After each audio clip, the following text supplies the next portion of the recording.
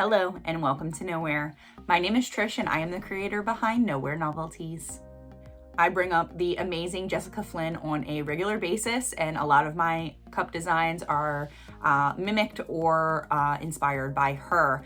And today is no exception. I am recreating her kind of rainbow alcohol ink glitter nail swirl from her channel. And this one just reminds me of like a carnival candy. If you're ready, let's strap in and shoot for the stars.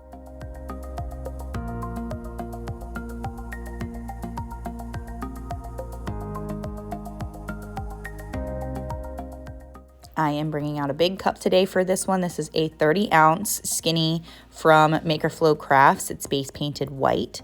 I'm going to be using this beautiful Moonlight Mix opal glitter from the Glitter Grind, along with Bright from Peachy Olive Glitters.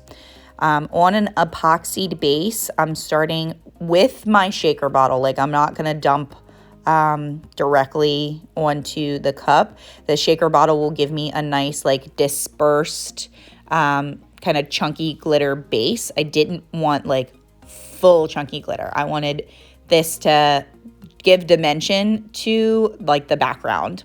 And then I just go in and roll the chunky glitter down on a sheet of parchment.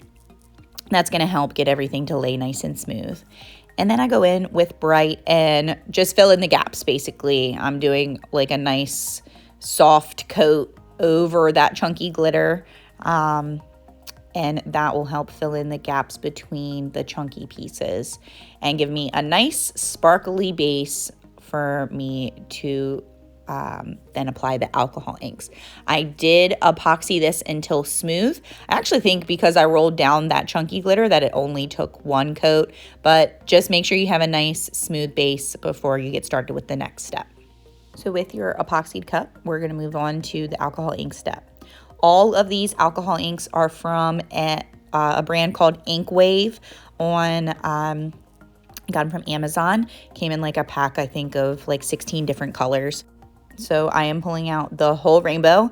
I have a red, a pink, orange, yellow, fluorescent green. I have a light kind of teal blue, a dark blue, and a purple. I know you see the one that says like turquoise blue there. I actually end up putting that one away. I don't end up using it. Basically, what I did was take a magic eraser and just pull it apart really organically. I've used makeup sponges to apply my alcohol inks before. I like using the magic erasers that are pulled apart because it gives like a much more organic kind of spongy texture. So that's why I liked doing this. So I pulled apart 8 pieces for my 8 different alcohol ink colors. And I started with lining the top and bottom rims with the purple color that I have. The reason I did this is because I wanted the pink to have something to start with and the blue to have something to end with. So I kind of wanted the same color at the top and the bottom just for a really cohesive look. So really I'm just like pouncing the alcohol ink. It's just, I use just a few drops on each of the sponges, and I am going to make sure the colors blend well. So like right here with this dark blue, you can tell that it doesn't necessarily blend super well with the purple. So right after I get the blue on, I pick up my purple sponge and I start pouncing that right at the line where the two colors mix or start to mix. And that helps to create a softer transition point. So I literally repeated this process depending on, which color was next. I tried to do like the next color at the bottom, and then the next color on the top rim, and then the next color on the bottom rim, and then the next color on the top rim, to like alternate to make sure my spacing was okay. I didn't want to end up with like one really big section of one color. So I kind of brought the top rim and the bottom rim to the middle of the cup, and it ended up working really perfect. Now, Alcohol inks, in my opinion, can be pretty finicky. I know Jen's Crafted Gems has beautiful, like highly pigmented alcohol ink colors. And once I run out of like these alcohol inks, I probably will be switching over to her.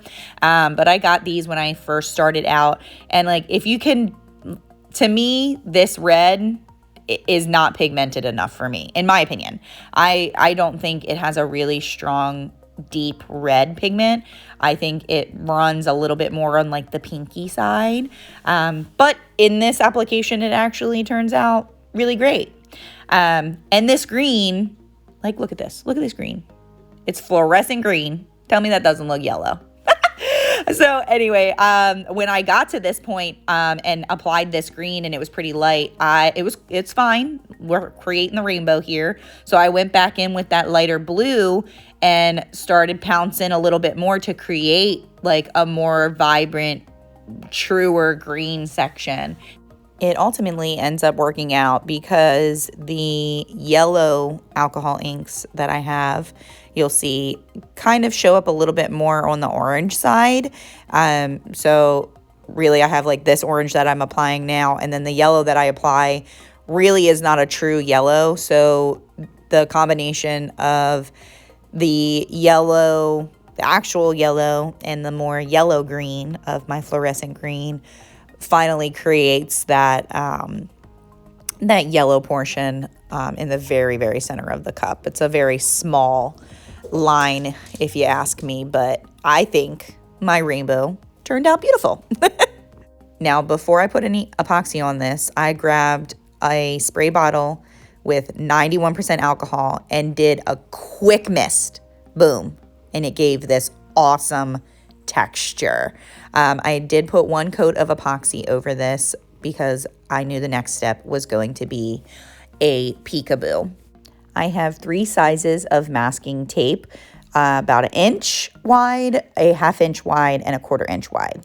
So I'm starting with the inch wide. I wanted that to be like the central stripe, and my goal was to get the like top point to be at the same spot on the cup as the bottom point. So took me a little bit of finesse, but finally, I know I just pointed to something that you can't see, but that top point and the bottom point are at the same spot on the cup.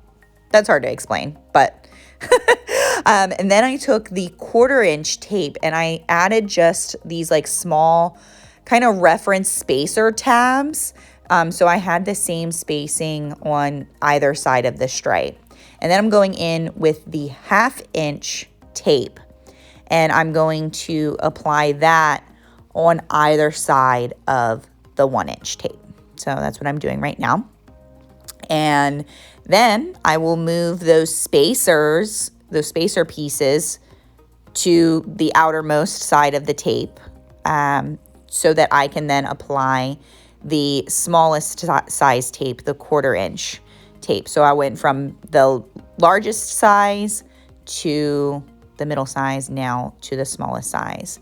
And then I have just enough space, and don't get me wrong, my spacing is not perfect because I didn't do any precise measurements, but I had just enough space to pretty much add another stripe of the middle kind of 1/2 inch size tape. And that's how I created this pretty cool swirl. And then this is the coolest part, I think, of the whole cup.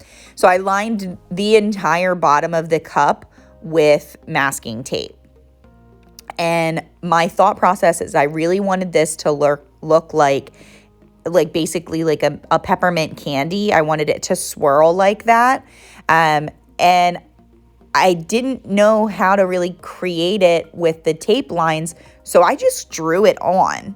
So that's what I'm doing here. I'm basically going from the bottom edge of where the tape ends and creating these little like half moon shapes. They're not really half moons. They're like sailboat sails.